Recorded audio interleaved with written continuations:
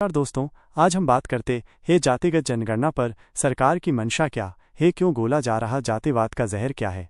जातिगत जनगणना की सच्चाई, फायदे, विवाद और निष्कर्ष।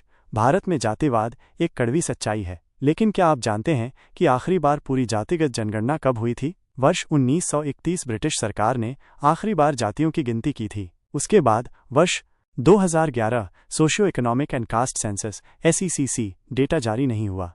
2011 में एक कोशिश हुई, लेकिन उस डेटा को कभी सार्वजनिक नहीं किया गया और तब से मांग उठती रही कि सच्चाई सामने लाओ, सच्चाई सामने लाओ। जातिगत जनगणना क्यों जरूरी है? जातिगत जनगणना सिर्फ आंकड़ों की बात नहीं है, ये सामाजिक न्याय की लड़ाई भी है।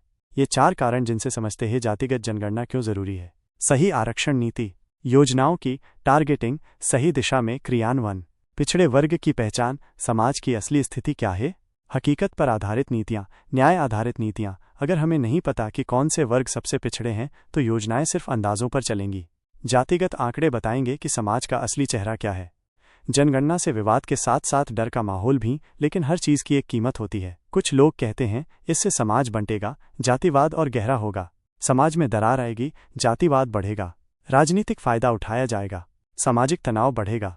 कई लोग डरते हैं कि कहीं ये जातिगत आंकड़े समाज में दूरी न बढ़ा दें। लेकिन क्या सच्चाई जानना ही बंटवारा है क्या?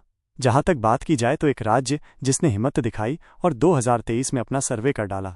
जी हां, हम बात कर रहे हैं बिहार। जातिगत सर्वे 2023 की। बिहार ने हिम्मत दिखाई और 2023 में अपना सर्वे कर डाला। बहुत कुछ चौंकाने बातें सामने आई।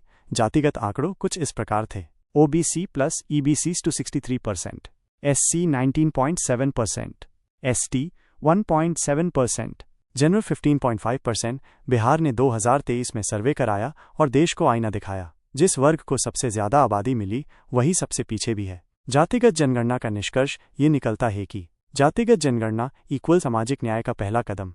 जातिगत जनगणना कोई जादू की छड़ी नहीं, लेकिन ये एक आईना जरूर है जिसमें समाज की सच्चाई दिखाई देती है। अब सवाल ये है, क्या सरकार इस आईने में झांकने को तैयार है?